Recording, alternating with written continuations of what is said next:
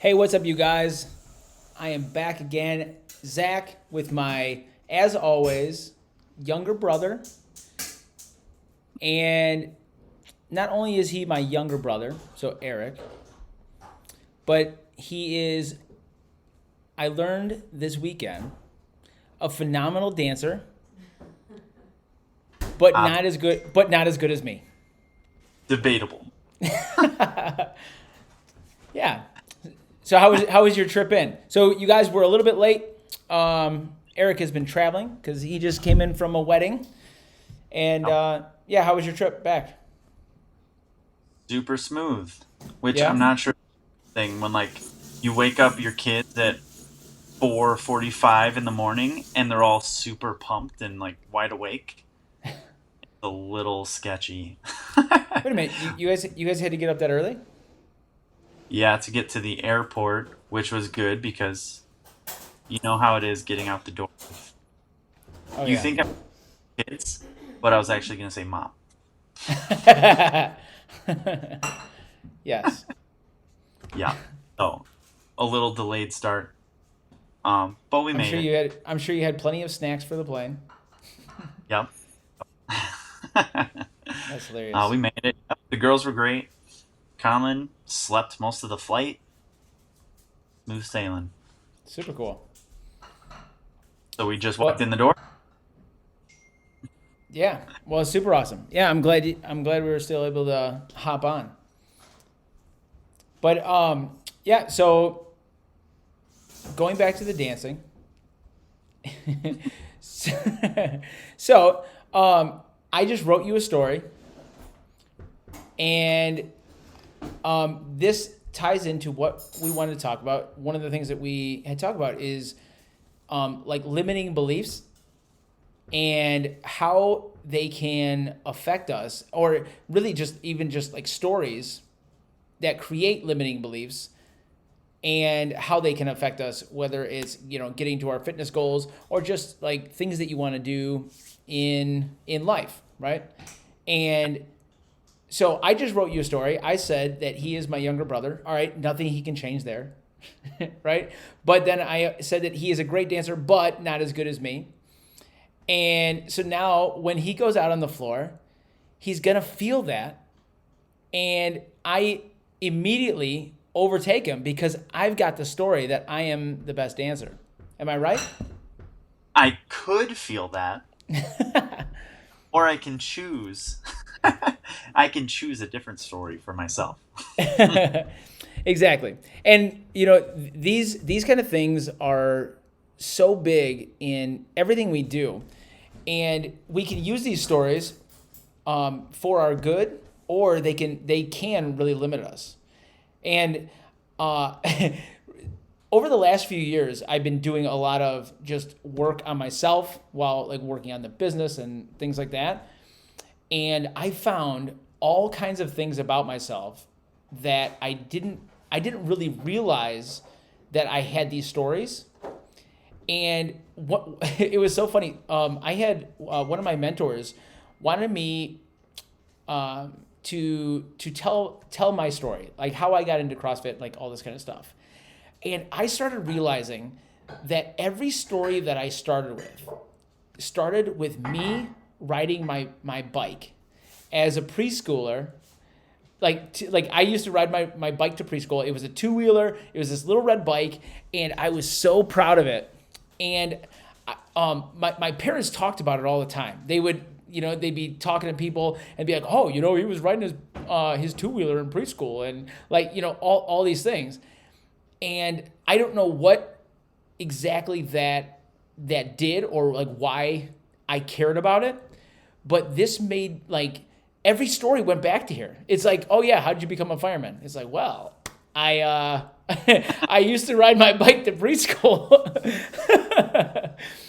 And once I actually said it out loud, I was like I can't write this story without this thing happening. And it was like, oh my gosh, there's so much more. You know what? This is probably almost like the high school football days. Like how many people talk about their high school football when they're 60 years old, and it's like, dude.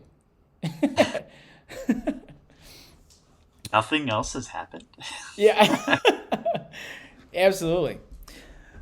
But yeah, so like this has been something, and once I found that, all of a sudden I was able to start making small changes in anything that I wanted, because I realized that this thing had nothing to do with anything else.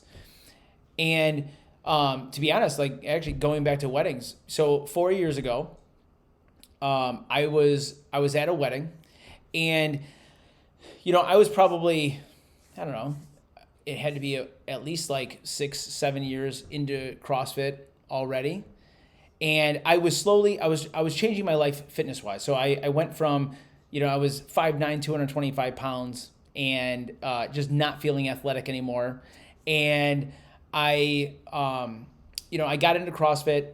I started looking into nutrition, and it was like, all right, paleo and this and that. Well, at the time, I had been drinking a ton, so I was going out, and really, possibly because of who I thought I was, it was like, hey, I'm a fireman, and actually, I was even told that, hey, like we go out together, right? And so all of a sudden, I was going out multiple nights a week, and I was getting plastered because I couldn't stop, right? And so I was slowly drifting away from alcohol, but it was like, well, I only do it when I go out, right? I only do it when I'm only going to have a few, which that never happened. I never got that one down. Interpreted. Right. And like, there was one point where I was at, it was at Tony Sella's wedding, and I was like, I was in line to the bar, and I really hadn't drank much like recently, and I was standing there, and I was like, I'm gonna have some drinks so that I dance, and I was like, you know what? I don't need to drink to dance, and I was using this as a security blanket, because I could do something stupid because I could blame it on this thing. Yeah. Something is stupid by some people. Yeah. And and I said, you know what? I'm not doing it. And that was like the day that I said I'm not drinking anymore. And so like that was I don't know, it was 9/2. So it was like last month. Was like 4 years. So in 4 years, I haven't drank, and it was because I finally allowed myself to say that I don't need this thing for anything to make me talk in a social situation, to fit in, to not make somebody feel bad because they offered me a drink, and all of a sudden I was able to do anything that I wanted, despite. Because it was me, it wasn't the alcohol. But yeah, so like just finding my way through these things, all of a sudden started opening up what I can do. And actually, this same thing happened when I was looking at retiring from the fire department, resigning, whatever somebody wants to call it, and I had to tell myself that I'm not a fireman. And this was super hard, because actually when I told my kids, I was like, hey, I'm going to be doing the gym full time, and they started crying. And they were like, I'm not going to be able to say my dad's a fireman anymore. And it was like, holy cow. I had family that are like, oh yeah, my brother's a fireman, and oh, he's a lieutenant, and like all these things. And in a drop of a hat, I'm going to say, no, I'm not. And it was super hard. The cool thing is that as soon as I started being able to say that I'm not, I was able to start saying what I am. Mm-hmm. And it was a huge thing. And all of a sudden, I went from, well, I have this gym, right? To no, I own a gym. and I'm running this gym, and I'm a business owner, and it was a huge weight off my shoulders, and Mm-hmm. knowing that what I was at one point, or this label that I had that I could change, it opened things up like in all aspects of my life. And How much? I feel like people are doing this all the time. So, sort of two questions. Yeah. How much time was there from the time where you were like, I think I'm gonna stop being a fireman, to when you're like, I'm doing it, and how did you make that progression? Um, yeah, good question. It was probably multiple years.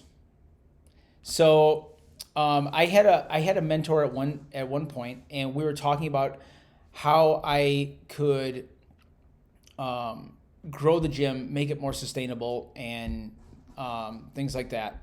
And actually, he asked me. Um, he what did he ask me?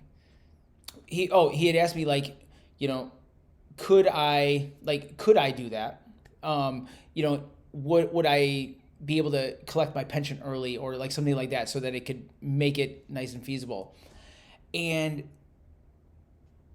it was like at that time where all of a sudden it was like, is this even an option? And I started working with a financial planner, and they helped me, right? And they're like, you know, here's what you guys want, and here's what you guys can do.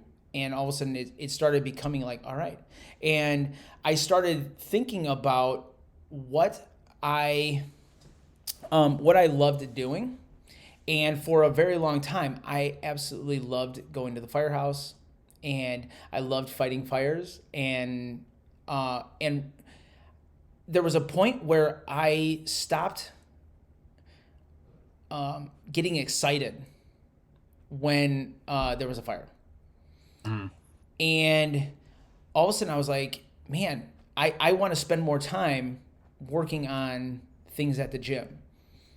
And when I stopped enjoying, like, there was a long time where I would, on my days off, I might stop by the firehouse and go say hi to people, or hope that a call came in, and maybe I'm gonna hop on and go to a fire anyways. You know what I mean? And when that stopped happening, it was like, and they said, hey, like, what if you did stop? And like over those next few years, it was just lots of contemplation on, what do I enjoy doing, what are my values, because that was another thing, like finding out, hey, what do I find important? And when I'm saying that family is important, and I'm working 48 to 72 hours at the firehouse, then going to the gym, and missing, violin recitals and t-ball practice and stuff like that, it's like, in what way do I really find this important? Mm-hmm. And so now, yeah, finding what was actually important to me, and are my actions supporting those values? Right. And yeah, over those, it was probably at least 2 years before I was able to say, no, this is really going to happen, and fully dive in. So that's cool to me because, so like the alcohol example Mm-hmm. was like flipping on the lights and looking under the bed and the boogeyman's gone. Mm-hmm. Okay, I'm not worried about that anymore. Yeah. And the fireman example is like the gradual of like, I'm scared there's something in my closet, and you get older and you spend more time getting clothes out of your closet until you're like, okay, like I've cleaned my closet, there's nothing in there. I took Yeah. the time, and now it's gone. you Right. know? And I think it's important, with your health, with your fitness, to, as you're addressing these things, to recognize that like sometimes just someone saying, No, you are an athlete. It doesn't matter if you didn't play sports in high school or whatever, or like you've been clumsy, right? I'm clumsy. Yeah. Okay. Well, now you're becoming less clumsy, right? Right. Like, or even being able to say, like, when you first came in, you could not jump with 2 feet onto a plate, and now you're jumping onto a 24-inch box. Right. You aren't clumsy anymore, Yeah. and it's light bulb, boom, and now that story is done. Right. Or it's gradual over time of like, no, you are an athlete, you can do this, and all of a sudden, maybe there is an event where it's like, okay, I like made some serious progress. I can actually get better. But it, it's going to be anywhere in that spectrum. But the first thing you have to do is address it and notice that like these things matter. Like Right. those stories of not an athlete, I'm clumsy, I'm unbalanced, I'm uncoordinated. Um, my whole family's overweight. I'm gonna be overweight. They all have high cholesterol. They all have heart attack. I'm probably gonna have that. Like recognize that those things are not set in stone. It's up to you, right? Like you Right. get to pick. And once you recognize that, now you can go to work and start putting in that year or two of paying attention to the way you're thinking about things and yourself, the way that you're talking to yourself, and starting to make progress on that. Just like you said, moving away from like this thing that I designed to be and shifting to what I want. Right. Now I'm going to move toward that, and I'm going to make that happen. Right? Like you get the power back. You're not just a victim of your fate. Right. I just had somebody just along the storylines saying that so in a workout they had dropped the weight down and like in the middle of the workout and they're like, yeah, I dropped the weight down because I wasn't going to be able to do it. And I was like, you could have done that. And they said, oh, I know, like I'm weak and this and that. Like so they were projecting what I was thinking, right? But the funny thing is that that wasn't what I was thinking at all.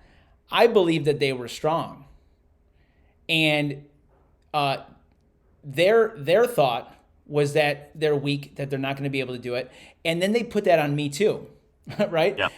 And it was like, oh man, just those words changed how they felt about the workout, how they felt about somebody critiquing the workout, and that is sometimes set up by the person talking or by our own words. And actually, just saw something today. I think it was on Facebook, and somebody had posted that pumpkin spice is out and I'm sabotaging my diet or what, like it was something like that. And it's like you literally just said it. Yep. You wrote the story. You wrote the story that this is what I'm going to do. And now you're doing You in your own closet. it. Right. But yeah. But like you said, I think one of the great things is that we can start writing these stories and use them for good. And you say, I am an athlete. And it doesn't matter what level athlete you are. If you're working on your nutrition, it doesn't matter what's, or let's say I'm a healthy eater, right? And guess what? Yeah, maybe you still have cookies. I'm still not eating great. Yeah, Versus I'm better. I'm eating healthier. absolutely. Eating healthier than I ever have. Yeah, That's the other option. absolutely. I I was just talking to somebody else the other day, and they were asking about, how long does it take to get to X level of fitness, and being able to do these kind of things because they didn't want to be average, right? Which 100% like noble, right? Like, yeah, let's be the best that we can. And one of the things I asked them was, what would make you think that you're average, right? And when you start think like, who am I comparing myself to? Yeah. I mean, because there's a whole host of things in the CrossFit space. If you're looking at elite athletes, or even if you're looking at people in your own gym who are really good at something, and this person can deadlift 400 pounds, can do muscle ups, can do a ton of pull ups, can run really fast and do it for long periods, right? They've done a marathon. They've done they just go running just for fun, and it's like, what would make you think you're average? Most people in the world can't do a pull up. Like most people in the world, and now we just have to look at, hey, what am I telling myself? Like, because I'm not whatever. Maybe I didn't do as well as I wanted to in the CrossFit Open, right? Right. You're comparing yourself to the wrong people. And now you're writing this thing that, hey, I'm just not good at this. And it's like, dude, if you're talking about fitness, you're well above most people in the world. And actually, I think that if you're going to a CrossFit gym 3 days a week, I don't care at what level, if you are eating some fruits and vegetables, you are already fitter than most people. Yeah. Yeah. Or in a better Spend spot. 3 to 6 months coming in 3 days a week. Mm-hmm. You are above average. Yeah. Without a Absolutely. doubt. Yeah. Just the way you think about it. Yeah.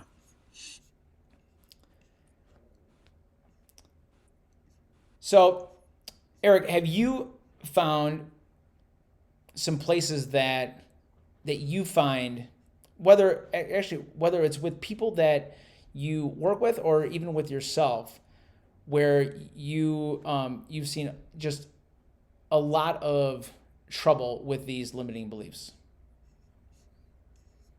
Yeah.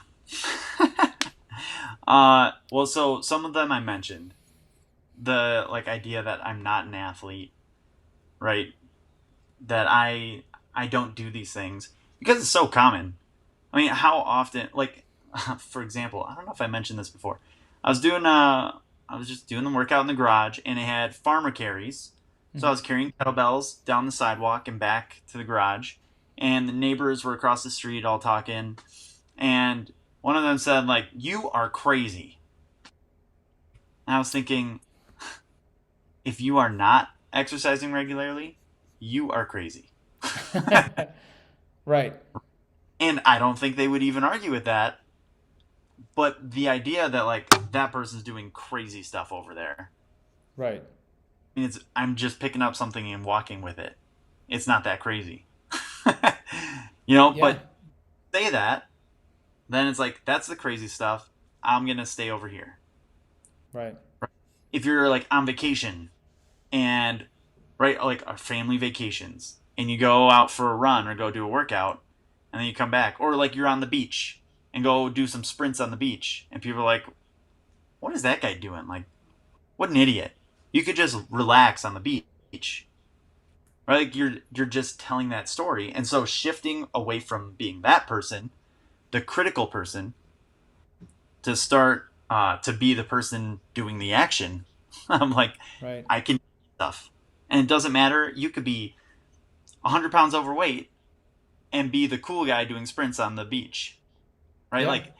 Thinking of yourself that way, of no, I'm the fitness guy that my coworkers, that's how my coworkers see me. I'm the guy who eats healthy. I'm the guy who exercises regularly. I'm the guy who they ask questions of, right? Yeah. And because there's so much embarrassment that goes around that stuff of going to a family event or a party or whatever, and being the person who who limits their food to the vegetables and skips the KFC, Right. right? Oh, I'm the weirdo that stands out. yeah, I'm the person that stands out because I'm eating the healthy food, Yes. right? Like, so that shift of I don't want to stand out as the weirdo to I want to stand out because we live in the most unhealthy culture ever. Of course I want to stand out, Yeah. right? Like Actually, I that's the big one. yeah. We one of our values at the gym is being bold. And so, taking the hero's path. But when I looked up bold, when I was like putting this stuff down, and it said like drawing a hard line or to stand out. Like you have bold, and I love that idea of, yeah, go ahead and stand out. And so those are the things that create a difference, not only for you but for other people too. And and like you said, be that person where people are like, oh man, that guy's exercising, and hey, that is really weird, but guess what else is weird? The results that you get when you do it. And so it's uncommon because most people won't, and that's really what we're searching for. Absolutely. Yeah, and it all starts up here. Like we think, well, I need to get in shape before I go to the gym. Right. Or I don't know how to do it, or I've tried before and it didn't work. Like start to shift that mentality of I haven't found the right thing yet, and I'm about to. Yeah, Right? Like you can start to make that shift in your mind, and then it starts to happen. Right? Your thoughts become your actions. for sure. I like to think that we are the most successful people are the best problem solvers. And it's not because they know all the answers. They solve the problem. Actually, I see this. My wife talks about this all the time with math. And so many kids, and it turns into adults also, but they want to know the answers. You go, what's 5 plus 5? And they're like, I don't know. It's like, well, start working on it. The goal in math is not to know the answers. It's to be able to solve the problem. And whether that is, hey, I want to lose 30 pounds, or I want to run a 5 minute mile, whatever it is, it's like, all right, how do I solve this? This is my problem. And how do I solve this? And, as long as you're not, as long as you don't solve that problem, we're recycling. This is our hell, right? Hey, I've tried all these things. So it's like, hey, nobody wants to stop in hell. If you're in hell, keep going. Don't just sit there. It's like that means that we're on the right path, Yeah. and something else is going to be coming out if I keep going. If not, I'm staying right there. But we have to find that light and go, all right, what is my biggest obstacle right now? And what is my next step to solve a problem? And then you can start moving on from there, because you can change your story at any time. Yeah. Yeah, you start to recognize the boogeyman. Those stories that you're telling yourself, and then recognize the reality that that you have a choice. You get to decide. That's right. Except about the dancing, I am the better dancer. That's just all there is to it. Am I about right? I think that's about it. Your, re- What's that? your reality, your truth. That's my truth. There you go. Yeah. Well, awesome. So yeah, you guys, don't let yourself limit you. Don't let anybody else limit you. And if you're looking for some work on nutrition, we are actually doing a nutrition challenge starting on the 11th. We're actually going to do a Facebook Live here on Thursday at 7:30, where we're going to be going over the challenge. We're also going to be answering any questions. But just to blow your beliefs, our nutrition challenge is going to have no eliminations. So you can eat whatever you want, but the goal is to get your fruits and vegetables.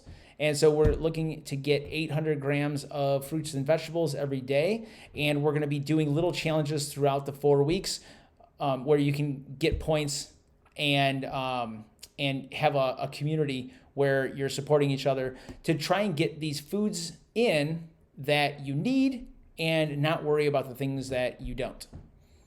So check that out. There's a link in our bio on Instagram. We've got some other posts up on Facebook where you guys can reach out, or you guys can message me and I can get you hooked up. But we will see you guys next week at 12:30, or I'll see you on Thursday at 7:30 p.m. Eric, we'll see you later. All right, see you guys.